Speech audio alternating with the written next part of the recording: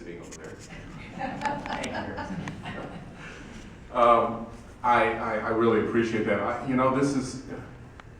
I have been, as a child, I began to be involved in civil rights, I think from age 8. I think that was the first time that I smelled and dealt with tear gas. It was Scotlandville, Louisiana, actually Baton Rouge, Louisiana.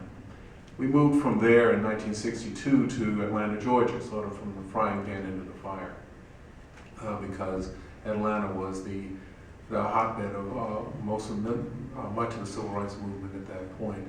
And we moved to the college campus. My father was a professor at that time at Atlanta University, and we lived on the Atlanta University campus.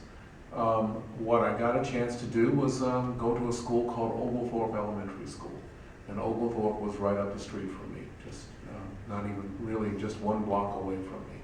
And there at Oglethorpe, I met a lot of young people to play with. My playmates included Marty, Yolanda, and Dexter King. They were, I went over to their house a couple of times, and they came down to my house.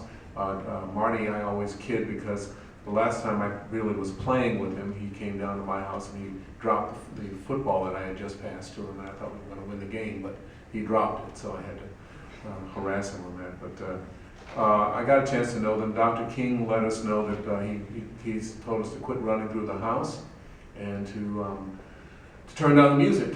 He was both an icon, because everyone knew what he was about and how he was involved with things, and we all marched every other weekend with him.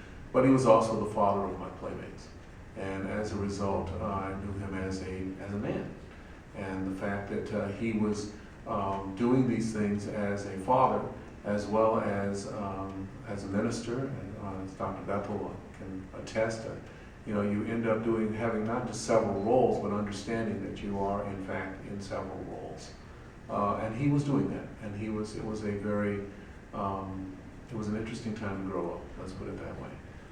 My first political campaign was handing out leaflets for my next door neighbor, and that was Julian Bond.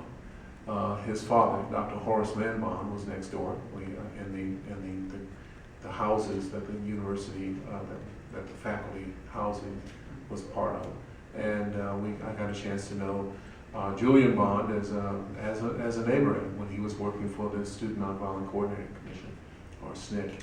And it was the kind of thing that you did. It was what your responsibility was to try to make things better for the people who come after you. And I heard that from my folks, and I heard that from Dr. King, and from most of the adults that were around me. That was their expectation. It is what has fueled my efforts forever. I can't remember a time when that wasn't something that I was expected to do. And it didn't matter what you did. As Dr. King would put it, if you were sweeping the streets, or you were a physicist, you were to try to make things better for the people who came after you. So that's part of my story.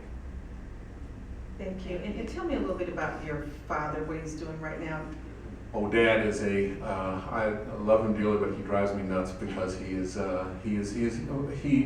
truly, he's an example for me, and it's one of those things where yesterday he started his mycology class, medical mycology class at Tuskegee University for his students there.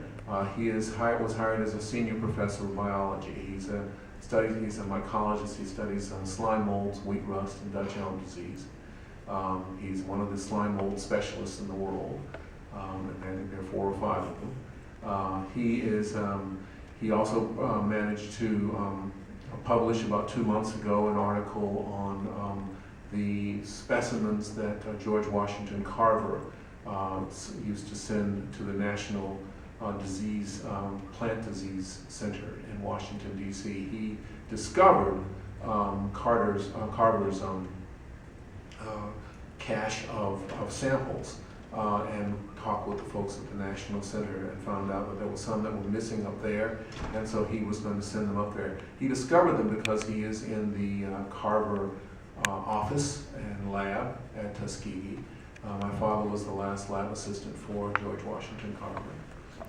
He is teaching a class, or 2 classes, I think, and doing research, and has a graduate team working with him on bacteria and fungi right now, and has discovered a couple of new molds on cotton in the last 2 years.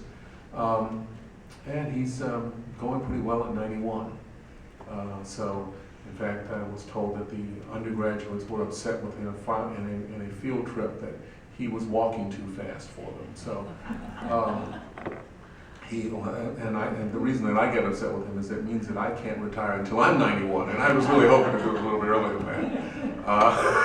And my mother is doing she keeps, not just keeps up, the 2 of them are moving at such a pace. She's the chaperone for the Tuskegee choir as it travels around the country, as well as doing things for the Tuskegee Airmen Association. So the 2 of them are, I'm trying to write a book about the 2 of them, but the 2 of them are quite a pair. So I don't think either one of us can retire. I am so totally inspired, and I think we got a long, bright future ahead of us. Thank you. And Dr. Beth,